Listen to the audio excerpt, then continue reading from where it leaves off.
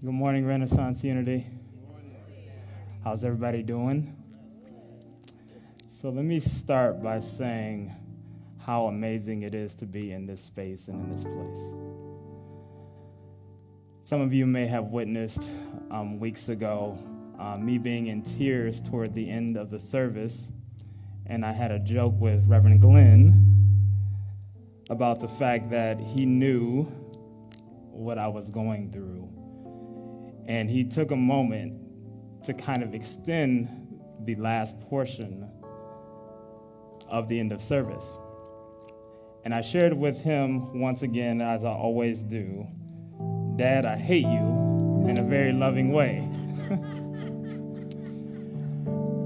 But what I appreciate most about this space is that many of you and all of you continue to share encouraging words and messages with me, knowing that I have been going through some trauma and some loss in my life. And that particular service, if you saw me in tears, it was because I had also just lost my uncle. So it's been 3 people back to back for me: my brother in October, my nephew being killed in February, and then in March, my uncle. So I don't necessarily always understand everything that I'm going through, but what I do know is that God has a plan for it all. And so as I was reflecting on God, what do you want me to share? What is it that you're gleaning with me as to what all this means? And so my message with you this morning is that there's a great work that produces a great worth. A great work for a great worth. Months prior, I was, as you guys know, I proposed to my fiance, and I got a chance to talk to Mom McIntosh, who I call Mom. And she had called me one day, and she said, this is prior to the proposal, and I was trying to think through what I was going to do in terms of purchasing a ring. And she went over these 4 C's to actually understanding what it's like to making sure you're getting a good value for a ring. Now, this was all new to me. I had never looked at diamond rings before. I had never gone to a jewelry store or anything of that nature. And so she began to share with me the 4 C's to a diamond certification. And she talked to me about the cut, right, the clarity, the color, and the carat. And I was just like, wow, this is fascinating. I didn't know all of this information, right? And here it is, I'm in my 30s, and I'm just learning this for the very first time, right? All of this information. And interestingly enough, my fiance, when we first kind of started dating and kind of getting into more of a serious relationship, she had shared some images with me as to what kind of ring she wanted. And so on the board, you will see to the left 2 of those images that she shared as to like, hey, I want you to know that this is the kind of ring that I want. Something along these lines. I want this kind of ring. And she specifically said, I want a natural diamond. So don't bring me a manufactured diamond. Make sure it's natural. And I know that many of the women in the room know that if you get a manufactured diamond, it is a different price than it is if you get a natural diamond. So she made sure that, look, don't bring me no manufactured diamond, and I want to see the certification to make sure that it was real. So I had to go to my mastermind group, and I had to start figuring out, like, where do I go to get a very good diamond? I went to several different stores and asked, and I was like, man, these prices are really something, right? And initially, I'll be honest with you as well, in this, being transparent, my fiance was saying, like, I want this 2-carat ring or 2-carat diamond. Now, many of you know that if you're talking about 2 carats, that can be 10 grand and more. It's okay. But, so I'm like, so we had to negotiate that, right? Because I'm like, this is quite a bit. But I say all that because that whole experience of learning about the diamond certification and the natural diamond experience was really a new experience for me, and also why it's so important. They say that diamonds are made under extreme pressure, under extreme heat. And that's what makes them so valuable, is that they're found in the deep core of the earth.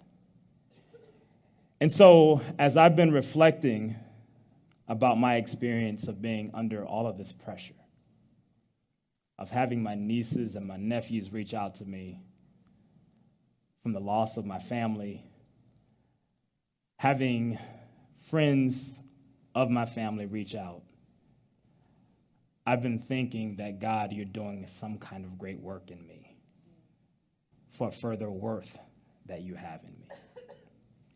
And so what I want to share with you is that in the message prior to my brother making his transition, on October 1st, because I looked back in my notes, I shared a message in this very room that was standing in the gap. And in that message, I expressed to all of you that it was important for us to trust the process. And I didn't realize that weeks later, I would have to be going through trusting a process. Trusting a process. So just as diamonds are made and they're certified, we have a process as well that we go through, and I call it the justification process. Because we have to recognize that God, if he's going to utilize our life as ministry and utilize our lives as people that can provide testimonies, we have got to go through a process as well. So I'm going to share with you 4 C's to that justification process, just as much as there's 4 C's to a certification process for a diamond, that hopefully you realize that spiritually we go through the challenges, the cuts, the changes, and the choices. The challenges, the choices, the changes. And it's important that we recognize how important it is for us to manage these 4 C's as we're going through our own justification process. Because this is what I've been going through the last several weeks and months, is how do I manage everything that's happening around me, but also making sure that I'm not allowing it to overcome me and to consume me. And so this has been my spiritual justification process. These 3 losses for me have truly been a whirlwind experience.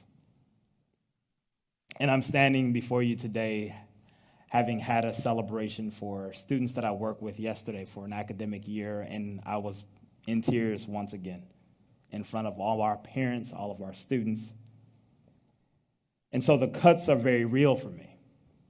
The challenges are very real for me. The changes that I've had to make has been very real for me. And the choices of every day waking up has been very real for me. Many of you who know about loss, you know that it comes in waves. So sometimes you can be in the shower and then it hits you.